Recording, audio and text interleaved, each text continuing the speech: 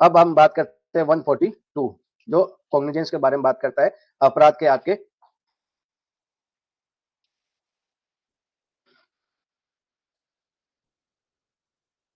Section 142 आपके ये बात करता है, ध्यान से समझना, कि कॉग्निजेंस ऑफ ऑफेंस, अपराधों का संज्ञान। समझ में आ रहा है? देखिए फर्स्ट क्लॉज क्या कहता है इसका, कि सीआरपीसी 1973 में किसी भी बात के होते हुए भी और बीएनएसएस के 2023 के किसी भी बात के होते हुए भी कोई भी कोर्ट धारा 138 के अधिदंडनीय किसी भी अपराध का संज्ञान चेक के पाने वाले या धारक के द्वारा सम्यक अनुक्रम में किए गए लिखित परिवाद पर ही किया जाएगा, अन्यथा नहीं होगा। तो सबसे पहले अपने को ध्यान में रखना है कि जब हम शिकायत करते हैं 138 की, ठीक है, के तहत अगर कोई अपराध है और उसकी शिकायत कर रहे हैं तो वो क्या किया जाए, क्रिमिनल कंप्लेंट के रूप में किया जाएगा। और ऐसे परिवाद उस तारीख के 1 महीने के भीतर, जिसको धारा 138 के परंतु खंड सी के अधीन वाद हेतु उद्भुत किया गया है। प्रोविजो क्या कहता है कि किसी भी परिवाद का संज्ञान विहित अवधि के पश्चात किया जा सकेगा यदि परिवादी न्यायालय का यह समाधान करते तो उसके पास में ऐसी अवधि के भीतर परिवाद नहीं करने के लिए पर्याप्त कारण भी था। महानगर मजिस्ट्रेट और प्रथम वर्ग न्यायिक मजिस्ट्रेट न्यायालय अवर कोई भी न्यायालय धारा 138 के अधीन दंडनीय किसी भी अपराध का विचारण नहीं करेगा। तो अगर मैं बात करूं, इसको मैं ऐसा ना समझाकर आपको इस वे में समझाऊं। देखिए सेक्शन कौन सा अपन पढ़ रहे हैं अभी, 142, ठीक है। 142 क्या कहता है, अपराध का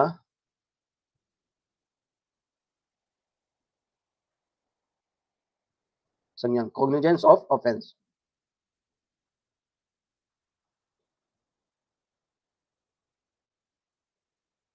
ठीक है, सबसे पहला क्लोज क्या आता है आपके, कि भाई अपन जो शिकायत कर रहे हैं वो कैसे की जाएगी।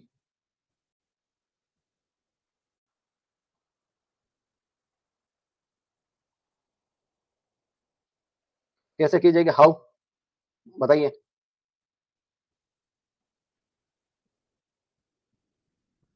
बोलिए भाई, अभी हमने पढ़ा था, जो आप शिकायत करोगे वो कैसे करोगे और किसको करोगे। तो सबसे पहले हम क्या करेंगे, कंप्लेंट करेंगे परिवाद करके लिखित में।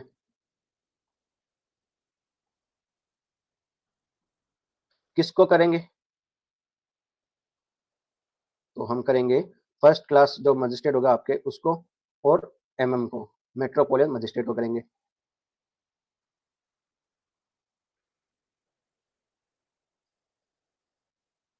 ये तो हो गया कैसे करेंगे और किसको करेंगे, ठीक है।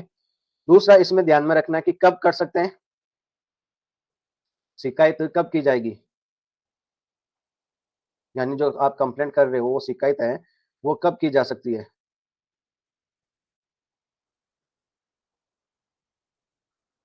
शिकायत तब की जा सकती है जब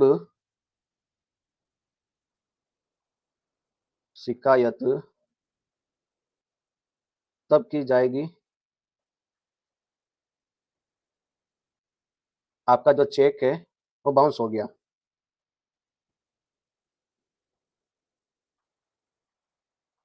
पहली स्थिति तो ये आएगी।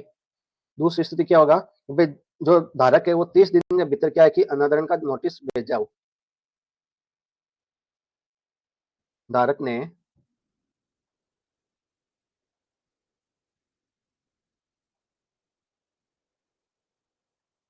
30 दिनों अंदर नोटिस भेजा हो।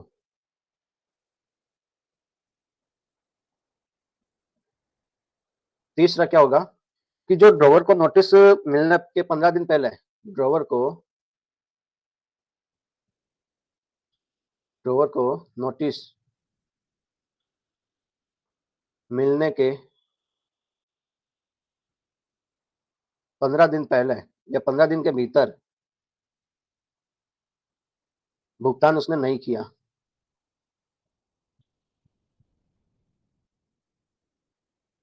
समझ में आई बात, भुगतान उसने नहीं किया तब तो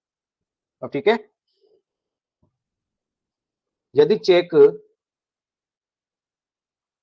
चेक किसी खाते के माध्यम से उसको संग्रहण किया और परिवर्तित कर दिया तो बैंक की शाखा जहां पर यथास्थिति सम्यक अनुक्रम में पाने वाला या धारक खाता बनाए रखता है या स्थित है वहां पर किया जाएगा। यदि चेक सम्यक अनुक्रम में पाने वाले या धारक समुदाय के लिए खाते के माध्यम से अन्यथा प्रस्तुत किया जाता है ऊपरवाल की बैंक की शाखा जहां पर लेखेवाल खाता बनाए रखता है या स्थित है, ठीक है, तो वहां पर क्या किया जाएगा, उसको दंडित दंडित करना है, जो सॉरी दंडित इसमें जुडिक्शन के बारे में बात कर रहा है, ठीक है, कि कहां पर होगा, स्थानीय अधिकारिता क्या होगी चेक के बारे में। तो हम बात करते हैं 142 का जो क्लोज 2 है, उसमें ये बात आती है कि अगर आपने सेक्शन 138 के अधीन अगर कोई आपने अपराध किया है तो आपका जो केवल उसी कोर्ट के अंदर जांच या विचारण किया जाएगा जिसके स्थानीय अधिकारिता के अंतर्गत वो आपका अपराध हुआ है, ठीक है। अगर आपका जहां पर अकाउंट पे ही किया गया है और अदर केस के अंतर्गत अगर आपके ड्रोवर का अकाउंट से हो या ड्रोवर जो बैंक से वहां पर किया जाएगा, ठीक है, समझ में आई बात आपको।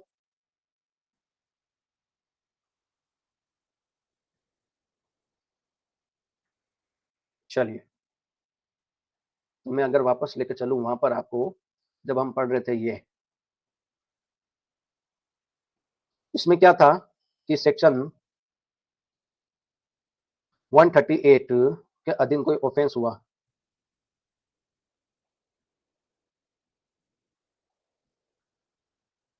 ठीक है, तो आप क्या करोगे, उसी कोर्ट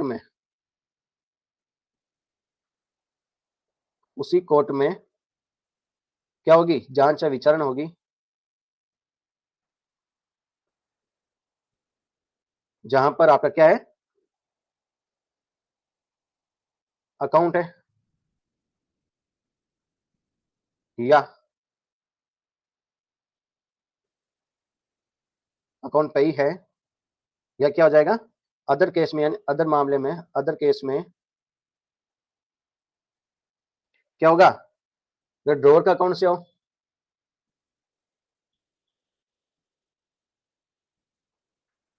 दूसरा क्या हो जाएगा इसमें, या ड्रोवर के बैंक से,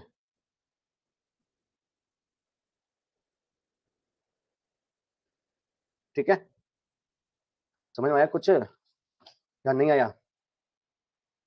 142 ये जोड़ा गया था भाई आपके इंक्वायरी एंड ट्रायल के बारे में बात करता है,